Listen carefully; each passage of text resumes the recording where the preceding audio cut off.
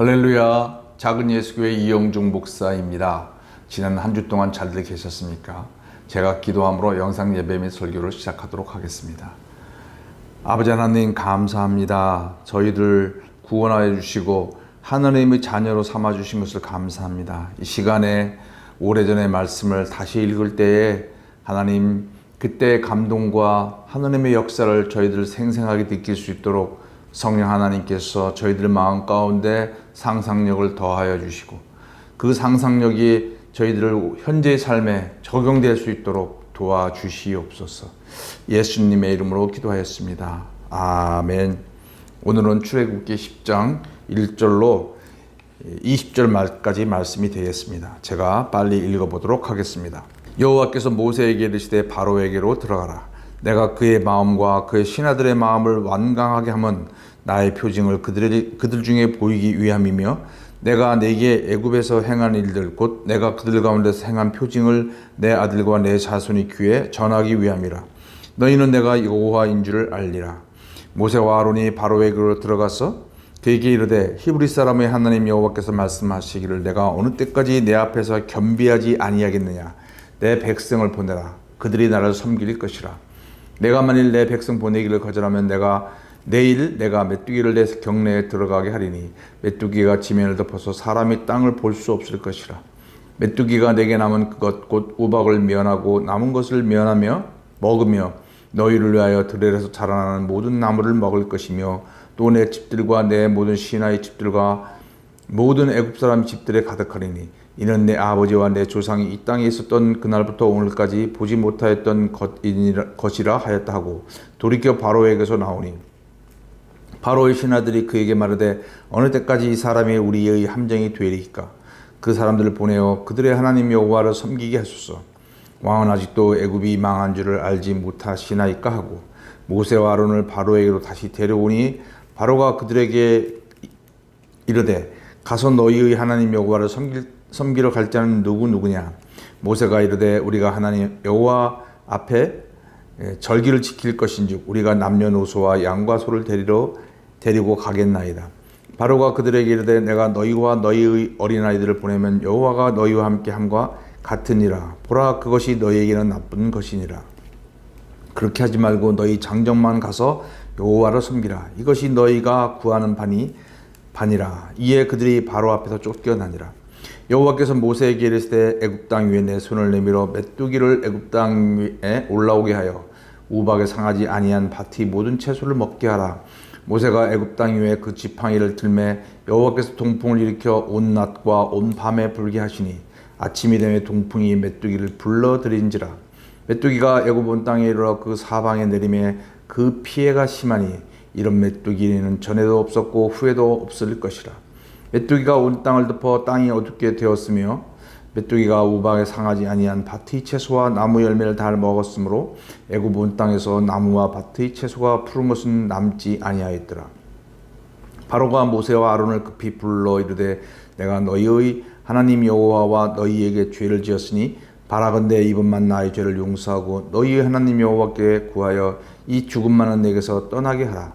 그가 바로에게서 나가서 여호와께 구하매 여호와께서 돌이켜 강력한 서풍을 불게 하사 메뚜기를 홍해에 몰아넣으시니 애굽 온 땅에 메뚜기가 하나도 남지 아니하니라.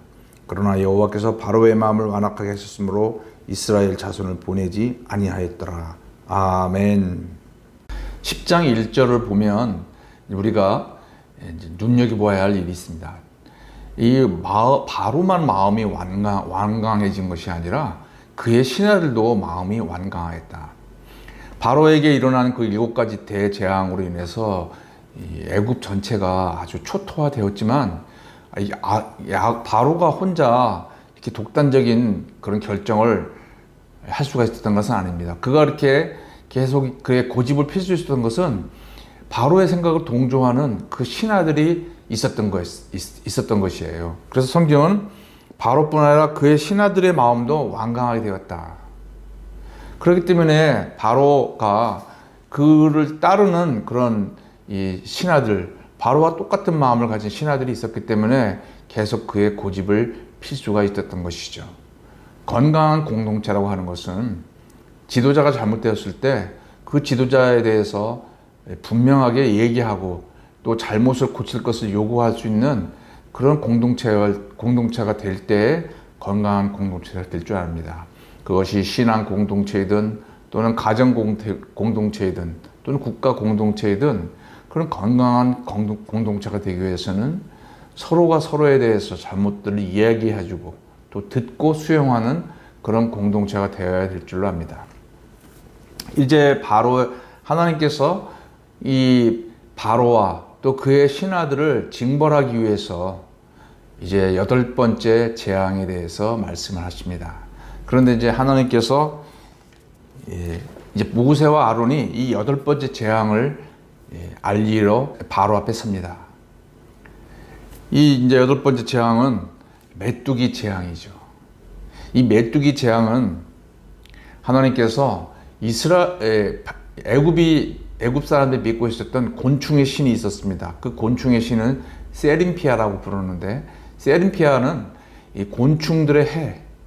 그 당시에도 메뚜기 재앙이나 또는 여러 다른 곤충으로부터 그 해를 받아서 농작물들이 피해를 입었던 일들이 있었던 것이에요. 그래서 그들은 곤충의 신인 세림피아에게 제사를 지내므로 또 그 신을 섬김으로 곤충의 피해로부터 보호받고자 하는 그런 마음이 있었던 것입니다. 그러나 하나님께서는 그들이 섬기는 그 우상이 아무런 힘이 될 수 없음을 또 이제 이 메뚜기 재앙을 통해서 보여주고 있는 것이죠.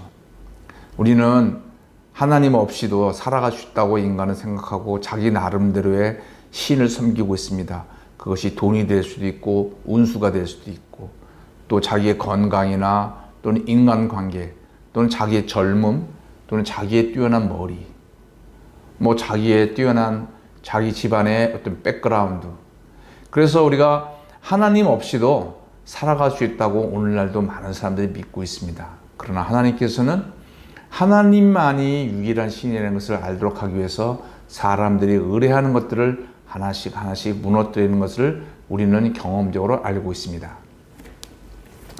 이제 이 곤충의 메뚜기 재앙에 대한 내용을 얘기를 했을 때에 성경에서 또 재미있는 이야기를 하고 있습니다.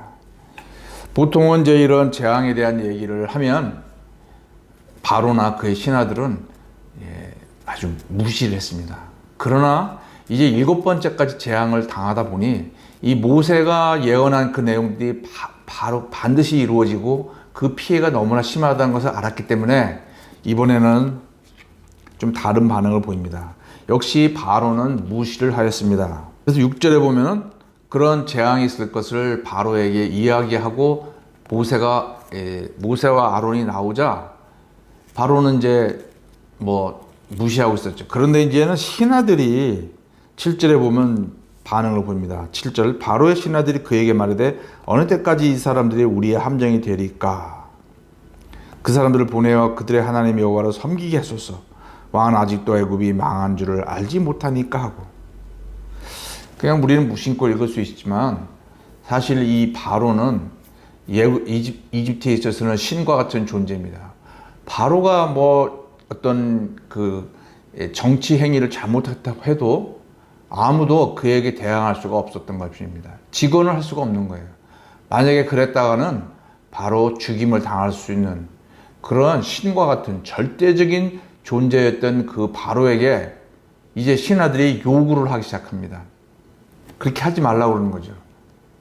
이것은 정상적인 상황이었다면 말도 안 되는 그런 아주 그런 불경한 그런 요구였지만 이제는 이 바로의 신하들이 도저히 견딜 수가 없었던 것이에요. 7가지 재앙을 통해서 이미 자기들의 재산이 상당 부분이 손실을 입었는데 8번 재앙이 만약에 사실로 현실화된다면은 이제 자기들은 바로고 뭐고 자기들이 죽게 되었기 때문에 이제는 절박한 마음으로 바로에게 요구를 하게 된 것입니다. 그들의 요구의 내용을 보면은 바로의 신하들이 그에게 이르되 어느 때까지 이 사람이 우리의 함정이 되리까? 여기서 우리의 함정이 된다고 하는 것은 이제 풀어보면 이렇습니다. 지금 모세와 아론이 우리 민족을 멸망시키기 위해서 자기들의 민족을 나가야겠다는 그것을 믿기로 해서 지금 우리 민족을 멸망시키려고 하는 겁니다. 이건 함정입니다.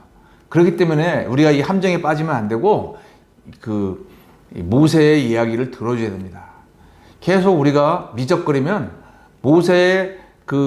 모세가 결국은 우리 민족을 죽일 것입니다. 그러면서 이것은 함정에 빠지지 않기 위해서는 빨리 모세의 요구를 들어줘야 된다. 이렇게 지금 바로 앞에서 강변하고 있는 겁니다. 그러면서 왕이여, 지금 우리는 망했습니다. 그러면서 이제 이 바로에게 아주 강력하게 얘기하는 거죠.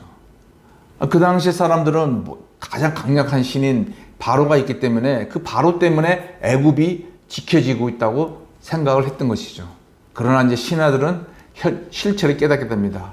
왕이여, 지금 당신이 우리를 지키고 있지만 우리보다 더 센, 당신보다 더 강력한 여호와라고 하는 신이 나타나서 우리 애굽을 지금 망하게 하고 있습니다.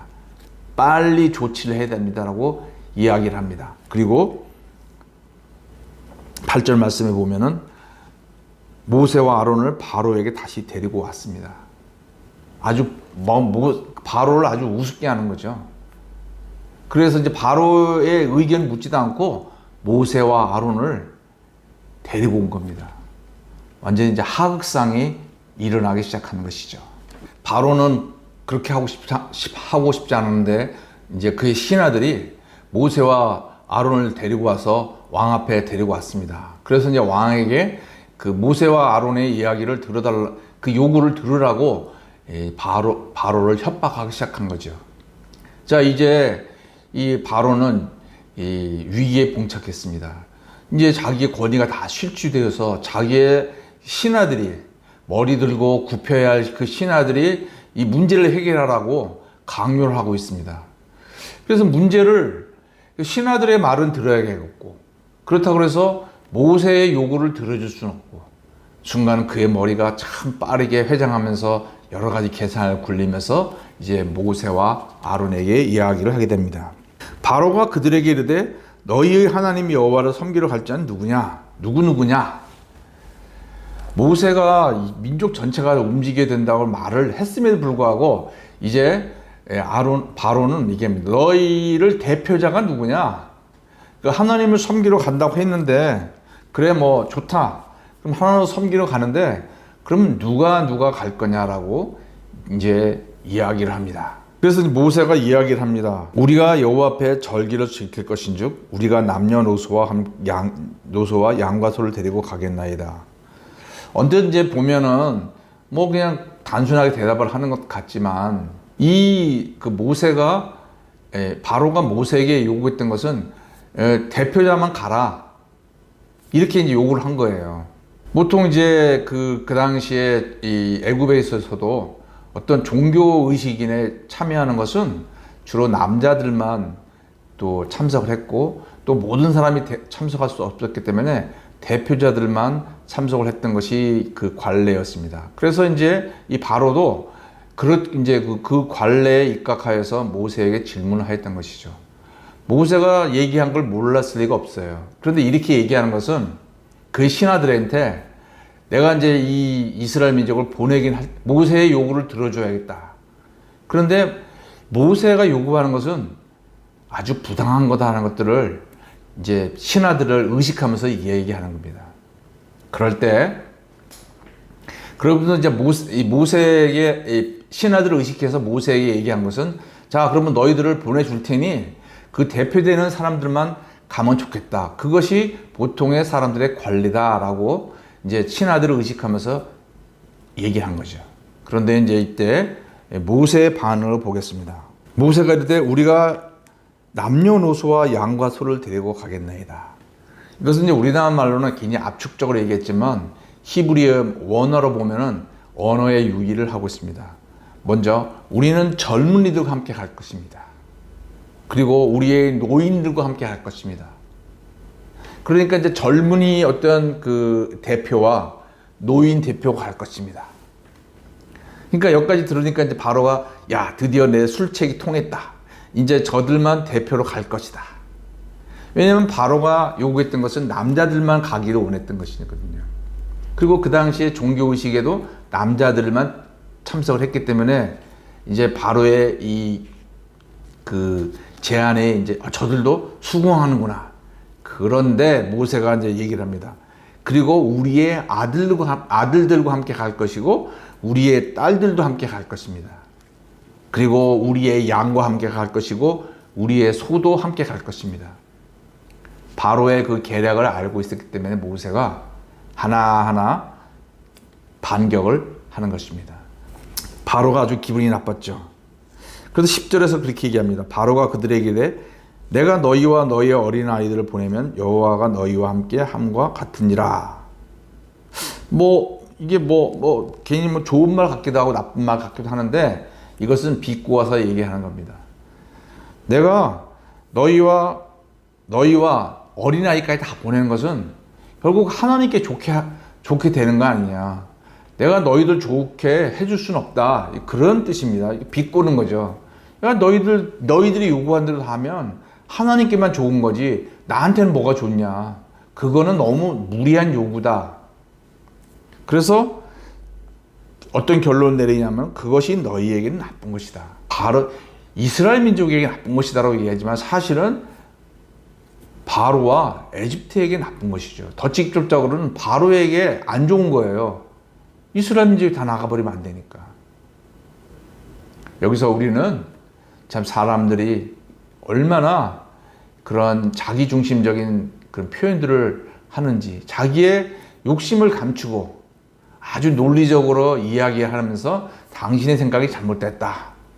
그렇게 모세와 바로, 아론, 너희들의 생각이 잘못됐다라고 훈계를 해주는 거예요. 적반하장인 거죠. 그래서 11절에 얘기를 합니다. 그렇게 하지 말고 너희 장정만 가서 여호와를 섬기라. 이것이 너희의 구하는 바니라. 그래서 이제 바로가 결정을 내립니다. 그렇게 하지 말고 내가 보낼 테니 너희의 장정만 가서 여호와를 섬겨라. 그렇게 구해야 너희들이 올바로 구하는 것이다 라고 얘기합니다. 이 표현은 신하들을 의식해서 얘기하는 거예요. 신하들한테 봐라. 나는 이스라엘 모세와 아론이 원하는 그것을 해줬다. 근데 저희들이 지금 너무 무리한 요구를 하는 거다라고 이야기를 하면서 신하들을 설득하는 겁니다. 자, 그래서 이제 봅시다. 이에 그들이 바로 앞에서 쫓겨나니라. 그래서 바로가 쫓아내는 것이 아니고요. 그 바로의 이야기를 듣고 있던 신하들이 듣다 보니 우리 바로께서 하시는 말씀이 맞구나 그러면서 모세와 아론을 쫓아냅니다. 왜 그렇습니까? 그 신하들도 바로와 같이 그 이스라엘 민족을 다 보내고 싶은 생각이 없었던 거예요. 바로의 정권이 유지되어야 그 밑에 붙어있던 신하들도 같이 정권의 그런 쾌락을 누릴 수가 있는 것이죠. 이것은 바로 오늘날 현 시대에서도 그런 것을 보지 않습니까? 자기들이 그런 유익을 유지하기 위해서 잘못된 것을 알아도 그 자기들의 그 수장을 계속 따라가는 그런 모습들을 우리가 얼마나 현재 정치 세계에서도 보지 않습니까? 그래서 결국은 모세와 아론이 이 바로 앞에서 쫓겨납니다. 이제 하나님께서 예언하신 대로 메뚜기 재앙이 시작되었습니다. 그 메뚜기 재앙은 우박 재앙으로 인해서 남아있던 그런 풀들, 채소들을 다 먹어버렸습니다. 얼마나 메뚜기가 많았는지 땅이 안 보였어요. 땅에 메뚜기가 다 덮여서 땅이 어둡게 될 정도로 그 메뚜기가 남아있던 모든 채소를 다 먹습니다. 그리고 메뚜기는 그런 들과 밭에만 있는 채소를 먹을 뿐 아니라 공중가, 바로의 공중가, 바로의 신하들과 애굽 사람들 집에까지, 메뚜기는 밭에나 들에 있어야 되는데 사람이 사는 데까지 들어오는 것은 이것은 비정상적인 일이죠. 이거는 자연현상이 아닙니다. 하나님의 특별한 재앙. 그래서 하나님께서 메뚜기 재앙이 그냥 일상적으로 볼 수 있는 그런 재앙이 아니라 정말 신적인 그런 능력으로 나온 재앙이라는 것을 하나님은 애굽 사람들한테 분명히 보여주신 겁니다. 그래서 이들이 이제 다급해져서 모세와 아론을 부릅니다. 사실 이 당시에 그 동풍이 하루 종일 불었다고 했습니다. 이 자연현상으로는 이 시기에 동풍이 부는 시기가 아니고 오히려 남서풍이나 그냥 서풍이 불어야 되는 그런 시기인데, 하나님께서는 자연현상까지 거스르시면서 분명한 하나님의 역사인 것을 애굽 사람들에게 보여준 것입니다. 이제 그들이 모세와 아론을 불러서 급히 잘못했다고 외치자 모세가 하나님 앞에 다시 기도를 하자 서풍이 불어서 이 메뚜기를 다 죽였다고 성경은 기록하고 있습니다. 성도 여러분, 하나님의 역사는 그냥 이게 하나님의 역사인지 그냥 우연한 일인지 그렇게 일어나지 않습니다. 하나님의 역사는 정말로 누가 보아도 이것은 있을 수 없는 일인데 그런 일들을 일어나게 하시는 것이 하나님의 역사입니다. 하나님께서는 2절 말씀에 왜 이러한 재앙을 기적을 보이냐, 그것은 세상 사람들에게 하나님이 정말로 유일한 신이라는 것을 보여주기 원한 그런 것이라고 성경은 기록하고 있습니다. 성도 여러분, 저희 이영종 목사도 오늘날까지 하나님을 믿고 살아왔지만, 그러나 저의 인생 가운데서도 하나님이 아니면 일어날 수 없는 그런 기적들이 있었습니다. 성도 여러분에게도 그러한 분명한 기적들을 경험하고 계십니까? 더 많이 경험하는 이영종 목사와 작은 예수교회 TV 성도님들이 되시기를 축원합니다. 기도하겠습니다. 아버지 하나님, 많은 사람들이 아직도 하나님을 그냥 머리로만 생각하고 또 추상적으로 생각하지만, 그러나 하나님은 살아계신 하나님이신 줄 압니다. 주님, 저희들이 살아계신 하나님을 저희들의 삶 가운데서 더 경험하며 살아갈 수 있도록 도와주시옵소서. 예수님의 이름으로 기도하였습니다. 아멘.